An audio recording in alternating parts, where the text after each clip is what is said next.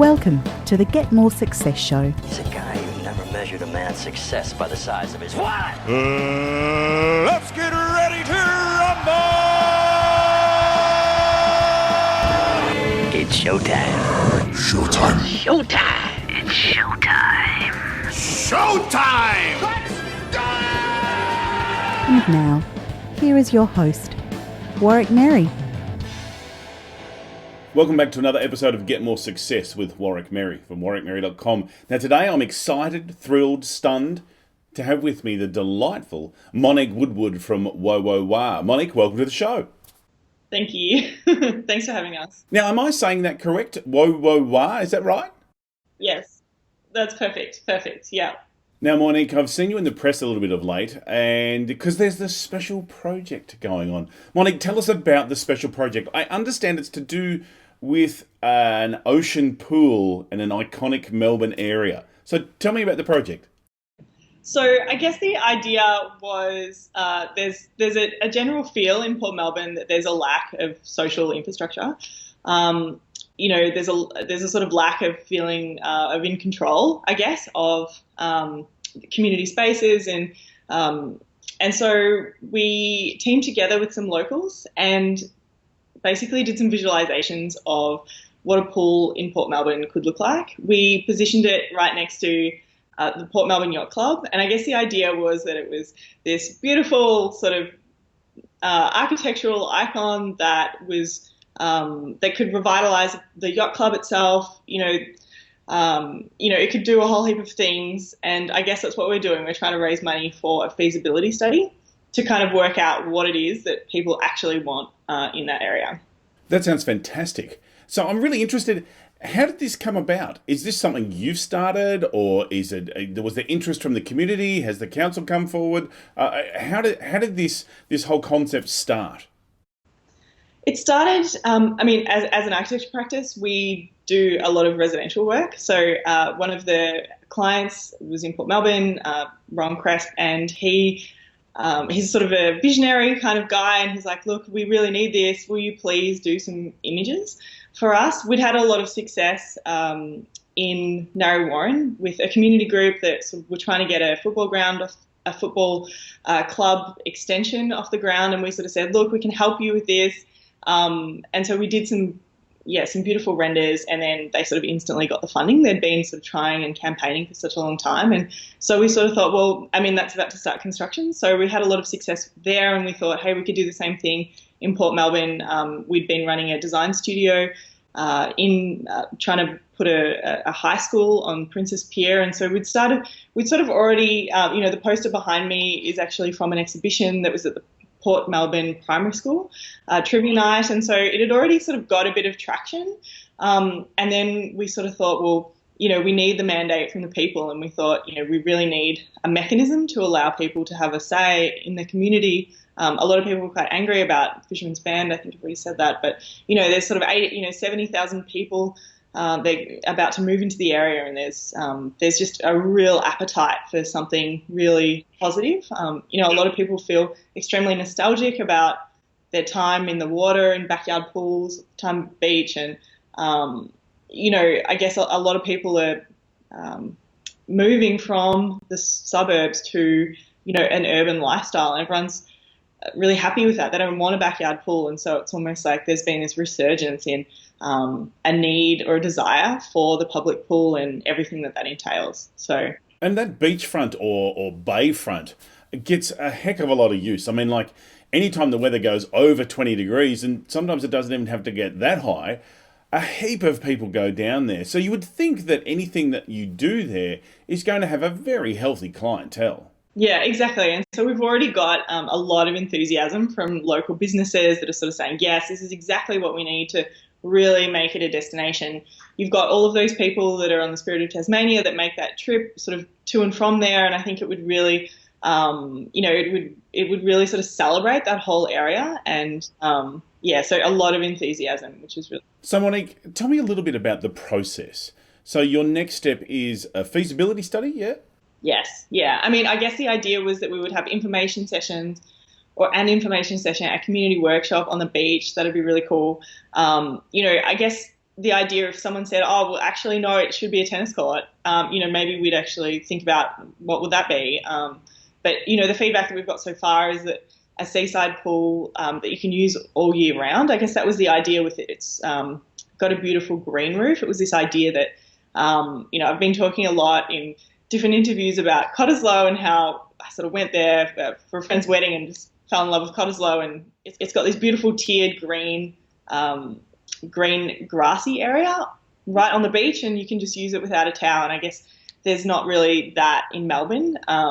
It's sort of based a lot on the iceberg in Bondi and Sydney. We don't have as good weather, unfortunately, in Sydney, and so it's about how do you actually use it all year round. That's part of it. All right, so after you've done the feasibility study and you've got information from the community and someone want a pool and a tennis court and whatever, and you work that out, what's the steps after that? Yeah, and so I guess Start Some Good, the campaign's on Start Some Good, Seaside Pool, Port Melbourne.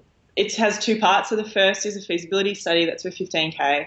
The second is 40. And I guess the idea is that we're really wanting some key players to come on board, the council, state government, federal government, to really see that there's been a mandate from the people to pursue this project. And so I guess that's what we're trying to generate that enthusiasm now. Like we're trying to garner that.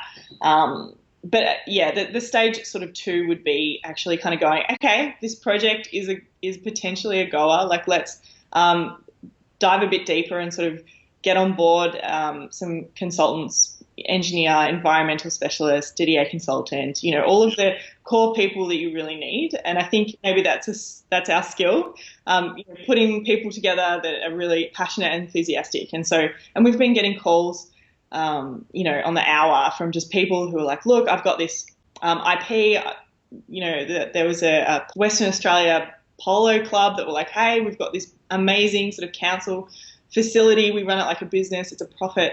I just want to give you that IP so it can work because it's really possible. So Monique, have you had any feedback from the council so far about the idea? We have a meeting next week. I guess there's a lot of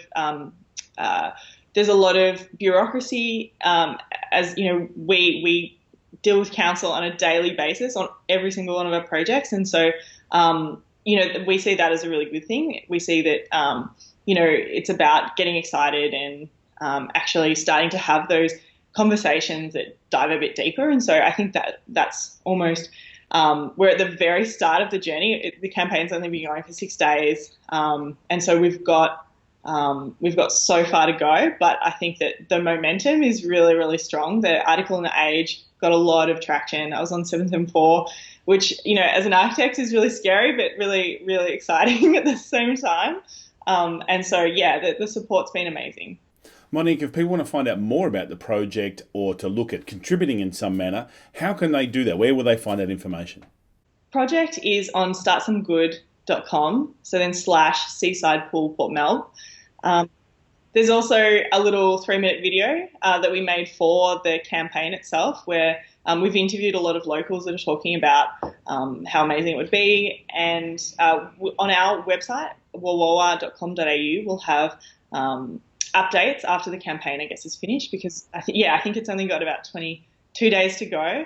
We've already raised almost $6,000, which is really incredible. And a lot of major corporate sponsors are starting to come on board, which is really great. Fantastic. And for those of you who aren't familiar with crowdfunding, it's not like you simply just donate money. There's a certain level of rewards. So, Monique, what are some of the rewards that you've got on offer as part of your crowdfunding? The first one is sort of $20. Every $20 counts.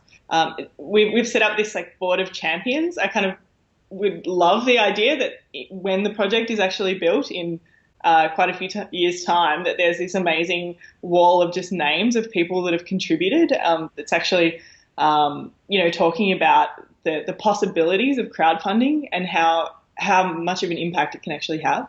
Then we've got, $50. The idea is that we're going to have a workshop. And so it's an invitation to the workshop and sort of saying, look, we want you to have a say, but to get to that feasibility study, we need that $15,000. And so it's almost like you need to vote with your wallet in a way. And then there's some other things. We've got some other rewards, and then we've got a $5,000 corporate reward, I guess, which is sort of a lunch with some top Melbourne architects to talk about, the issues of our time.